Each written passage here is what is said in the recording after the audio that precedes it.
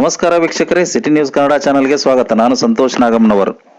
ವೀಕ್ಷಕರೇ, ರಾಮದುರ್ಗ ತಾಲೂಕಿನ ಕೋಲ್ಕತ್ತಾದಲ್ಲಿ ನಡೆದ ಸರ್ಕಾರಿ ವೈದ್ಯಾಧಿಕಾರಿಗಳ ಸಂಘದ ಅಧ್ಯಕ್ಷರು ಹಾಗೂ ಎಲ್ಲಾ ನರ್ಸಿಂಗ್ ಮತ್ತು ಖಾಸಗಿ ಆಸ್ಪತ್ರೆ ವೈದ್ಯರು ಮತ್ತು ಸಿಬ್ಬಂದಿ ವರ್ಗದವರು ಭಾಗವಹಿಸಿದ ಬೆಳಗಾವಿಯ ಸರ್ಕಾರಿ ಆಸ್ಪತ್ರೆಯ ದಂಡ ಕಚೇರಿಯ ನಡೆದ ಪ್ರತಿಭಟನೆಯ ಮೂಲಕ ತಾಲೂಕಿನ ಸರ್ಕಾರಿ ಆಸ್ಪತ್ರೆಯ ದಂಡ ಕಚೇರಿಯ ಮೆರವಣಿಗೆ ಮೂಲಕ ತಹಸೀಲ್ದಾರ್ ಮುಖಾಂತರ ಕರ್ನಾಟಕ ಆರೋಗ್ಯ ಸಚಿವರಾದಂಥ ಶ್ರೀ ದಿನೇಶ್ ಗುಂಡೂರಾವ್ ಅವರಿಗೆ ಮತ್ತು ಕರ್ನಾಟಕ ಸರ್ಕಾರ ಮುಖ್ಯಮಂತ್ರಿಗಳಾದಂಥ ಸನ್ಮಾನ್ಯ ಶ್ರೀ ಸಿದ್ದರಾಮಯ್ಯ ಅವರಿಗೆ ಮನವಿ ಸಲ್ಲಿಸಿದ ವೈದ್ಯರ ಮೇಲೆ ಮಾಡಿರುವ ದುರ್ಘಟನೆಯನ್ನು ಖಂಡಿಸಿ ಮಹಿಳೆಯರನ್ನು ರಕ್ಷಿಸಿ ವೈದ್ಯರ ಕರ್ತವ್ಯ ನಿರತ ವೈದ್ಯರು ಎಂದು ಘೋಷಿಸಿ ಎಂದರು.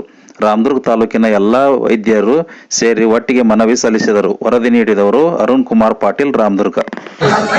ಇಲ್ಲ, ಈಗ ಏನಾಗಿದೆ ಅಂದರೆ ನಾವು ಹೇಳಿದ್ನಲ್ಲ ಆಗಲೇ, ಆಸ್ಪತ್ರೆ ಅಂದರೆ ಸೇಫೆಸ್ಟ್ ಪ್ಲೇಸ್ ನಮಗೆ. ಹೌದು, ಆಸ್ಪತ್ರೆ ಒಳಗಿಂತ ಯೂಶ್ವಲಿ ದುರ್ಘಟನೆಗಳು ನಡೆಯೋಂಗಿಲ್ಲ. ಬಟ್ ಇದು ಹೆಂಗೆ ಪ್ರೀ ಪ್ಲ್ಯಾನ್ಡ್ ಆಗಿ ಮಾಡ್ಯಾರೋ ಗೊತ್ತಿಲ್ಲ ನಮಗೆ. ವರ್ಕ್ ಮಾಡುವಂಥ ಮೊದಲಕ್ಕೆ ಹೆಣ್ಮಗಳಿಗೆ ಎಲ್ಲರಿಗೂ ತಾಯಿ ಮಗಳಕ್ಕೆ, ಒಂದು ತಂದೆ ತಾಯಿಗೆ ಮಗಳ ನಂತರ ಆಕೆ ವೈದ್ಯ ಹೋಗ್ಬೇಕು. ಎಷ್ಟು ಒಬ್ಬರು ಡಾಕ್ಟರ್ ಆಗ್ಬೇಕಾದ್ರೆ ಎಷ್ಟು ಕಷ್ಟಪಡ್ತೀವಿ ಅನ್ನೋದು ಭಾಳ ಜನಕ್ಕೆ ಗೊತ್ತಿಲ್ಲ. ನಾವು ಮೊದಲು ಸೀಟ್ ಸಿಗಬೇಕಾದ್ರೆ ಎಷ್ಟು ಕಷ್ಟಪಡ್ತೀವಿ, ಓದಬೇಕು UC ಆದಮೇಲೆ ಸೀಟ್ ಸಿಕ್ಕ ನಂತರ ಇದು ಅಂಡರ್ ಗ್ರಾಜ್ಯುಯೇಟ್ ಆಗ್ತೀವಿ. ಗ್ರಾಜ್ಯುಯೇಷನ್ ಆದಮೇಲೆ ಮತ್ತು ನೀಟ್ PG ಓದಬೇಕು. ಅದು ದೊಡ್ಡ ಸ್ಟ್ರಗಲ್. ಅದು ಒಂದು ಏನಂದರೆ ತಪಸ್ಸು ಮಾಡ್ದಂಗೆ. ಅದನ್ನು ಸೀಟ್ ತೊಗೊಂಡು ಮತ್ತು ವರ್ಕ್ ಮಾಡ್ತಿರ್ತೀವಿ. ವರ್ಕ್ ಮಾಡೋ ಮುಂದೆ ಹೆಂಗ್ರಿ, ನಮಗೆ 1000 ಜನ ನೋಡಬೇಕು, ಇರೋರು ಡಾಕ್ಟರ್ ಇಬ್ಬರೇ ಇರ್ತಾರೆ. ಲೆಕ್ಕ ಮಾಡ್ರಿ ಹೆಂಗಿರ್ತದೆ ಅದು. ಆದರೂ ನಾವು ಯಾವುದೋ ಒಂದು ಕಂಪ್ಲೇಂಟ್ ಮಾಡ್ಲಾರ್ದೇ ಮ್ಯಾನೇಜ್ ಮಾಡ್ತಿರ್ತೀವಿ. ಅದನ್ನು ನೋಡ್ಬೇಕು, ನಮ್ಮ ಕರ್ತವ್ಯ ಅದಂತೇಳಿ. ಹಂಗೆ 36 ತಾಸು ಡ್ಯೂಟಿ ಮಾಡುವಂಥ ಒಬ್ಬ ವೈದ್ಯಗೆ ಏನೂ ಗೊತ್ತಿರೋದ ಎಲ್ಲರೂ ಮಲ್ಕೊಂಡಾಗ ಮಧ್ಯರಾತ್ರಿ 3 ಗಂಟೆಯೊಳಗೆ ಆಕಿನ ಹಾಳು ಮಾಡಿ ಮತ್ತು ಆಕಿಗೆ ಒಂದು ಕೆಟ್ಟದಂತ ಅದನ್ನು ಫೋಟೋಸ್ ನೋಡಿದರೆ ಹಿಂಗೆ ದುಃಖ ಆಗ್ತದೆ. ಅಸಹನೀಯವಾದಂಥ ಒಂದು ಸಾವನ್ನು ಕೊಟ್ಟು ಯಾರಿಗೂ ಗೊತ್ತಿಲ್ಲ ಅದು ಒಂದು. ಆಮೇಲೆ ಅದನ್ನ ಏನು ಮಾಡ್ತಾರೆ ಅಂತಂದ್ರೆ, ಈ ಘಟನೆಯನ್ನು ಅವರು ದಿಕ್ಕು ತಪ್ಪಿಸ್ತಾರೆ. ಸೊ ಒಂದು ಇಲ್ಲಿ ಏನಾಗಿದೆ, ಡ್ಯೂಟಿ ಮಾಡೋದು ವೈದ್ಯರು. ಇನ್ಮೇಲೆ ಯಾವ ಹೆಣ್ಮಕ್ಳು ಮುಂದೆ ಬರ್ತಾರೆ ಹೇಳಿ ನೋಡ್ರಿ.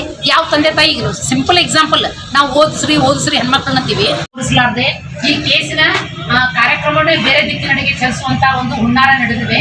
ಇವತ್ತು ಮೊಮಿತಾ ಸತ್ಲು, ಮತ್ತೊಂದು ಯಾರೋ ಸಾಯ್ಬೋದು. ಈ ಥರದ ಘಟನೆಗಳು ವೈದ್ಯರ ಮೇಲೆ ಆಗ. ವೈದ್ಯರಂದ್ರೆ ಯಾರು? ನಮ್ಮನ್ನ ಸಮಾಜವನ್ನು ರಕ್ಷಣೆ ಮಾಡುವಂಥ ವೈದ್ಯರು. ಆ ವೈದ್ಯರಿಗೆ ರಕ್ಷಣೆ ಇಲ್ಲ ಅಂತಂದ್ರೆ ನಾವು ಎಲ್ಲಿ ಹೋಗಬೇಕು? ಭೂಮಿನೇ ಹೊತ್ತು ಹುಡುಗರು ನಾವು ರಕ್ಷಣೆಗೆ ಎಲ್ಲಿ ಹೋಗಬೇಕು ಅಂತ ವೈದ್ಯ ಕೆಲಸವನ್ನು ಮಾಡುತ್ತಿರುವಂಥ ವೈದ್ಯ ಮೇಲೆ ಒಂದು ಹೀನಾಯವಾದ ಕೃತ್ಯವನ್ನು ಜರುಗಿಸಿ ಅದನ್ನು ದಿಕ್ಕು ತಪ್ಪಿಸುವಂಥ ಕೆಲಸ ನಡೆದಿಲ್ಲ. ಇವತ್ತು ನಮಗೆಲ್ಲರಿಗೂ ನೋಮಿತಾ ಇಲ್ಲ ಇವತ್ತು. ಆದರೆ ನೋಮಿತಾನ ಹಿಂದೆ ಮತ್ತೆ ಇಂಥ ಕೃತ್ಯಗಳು ನಡೆಯಬಾರ್ದು. ಎಲ್ಲ ಕೆಲಸ ಮಾಡುವಂಥ ವೈದ್ಯರಿಗೆ, ಹೆಣ್ಮಕ್ಳು ಇರ್ಬೋದು, ಪುರುಷರಿರ್ಬೋದು, ಎಲ್ಲ ವೈದ್ಯರಿಗೆ ಪ್ರತಿಯೊಬ್ಬರಿಗೂ ಇಂಥ ಒಂದು ದುರ್ಘಟನೆ ನಡೆಯಲಾರದಂತೆ ಸರ್ಕಾರ ನಮಗೆ ರಕ್ಷಣೆಯನ್ನು ಕೊಡಬೇಕು. ಮತ್ತು ಅವಳ ಪರವಾಗಿ ಇವತ್ತು ನಾವೆಲ್ಲರೂ ಬಹಳ ಶೋಕದಲ್ಲಿದ್ದೇವೆ. ಆ ಹೋದಂಥ ಆತ್ಮಕ್ಕೆ ಶಾಂತಿ ಸಿಗಲಿ, ಮತ್ತು ಅವ್ರು ಹೋದ್ರೂ ಸಹಿತ ಇಲ್ಲಿರುವವರು ನಾವು ಅವಳ ಆತ್ಮಕ್ಕೆ ಅವಳ ನ್ಯಾಯ ಸಿಗಲಿ, ಅವಳ ಸಾವಿಗೆ ನ್ಯಾಯ ಸಿಗಲಿ ಅಂತೇಳಿ ಎಲ್ಲರ ಪರವಾಗಿ ಬೆಳ್ಕೊತಾ ಇದ್ದೇವೆ.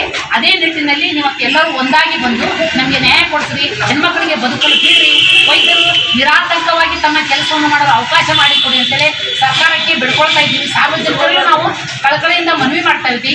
ಇದೇ ಮುಖಾಂತರ ನಾವು ತಹಸೀಲ್ದಾರ್ ಸಾಹೇಬರಿಗೆ ನಮ್ಮ ಒಂದು ಮನವಿಯನ್ನು ಕೊಟ್ಟಿದ್ದೇವೆ.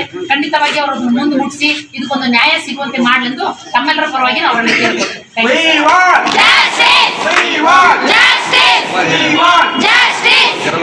ಇವತ್ತು ಕೋಲ್ಕತ್ತಾದಲ್ಲಿ ರಾಜಶೇಖರ್ ಸರ್ಕಾರಿ ವೈದ್ಯಕೀಯ ಕಾಲೇಜಿನಲ್ಲಿ ನಡೆದಿರುವಂತಹ ಅತ್ಯಾಚಾರವನ್ನು ಖಂಡಿಸಿ ಇಂಡಿಯನ್ ಮೆಡಿಕಲ್ ಅಸೋಸಿಯೇಷನ್ ರಾಮದುರ್ಗ, ಆಮೇಲೆ ಆಯುಷ್ ಫೆಡರೇಷನ್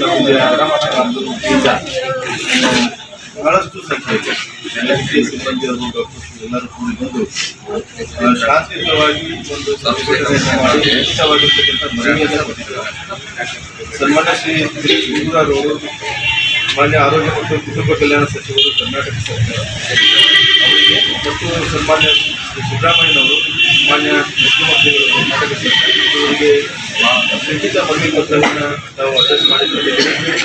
ನಮ್ಮ ಈ ಕೋರಿಕೆಯನ್ನು, ಮನವಿ ಪತ್ರವನ್ನು ಸನ್ಮಾನ್ಯ ಜಿಲ್ಲಾಧಿಕಾರಿಗಳು ಬೆಳಗಾವಿ ಮುಖಾಂತರ ಸರ್ಕಾರಕ್ಕೆ ಮುಗಿಸುವಂಥ ಕೆಲಸ ಮಾಡ್ತೀವಿ.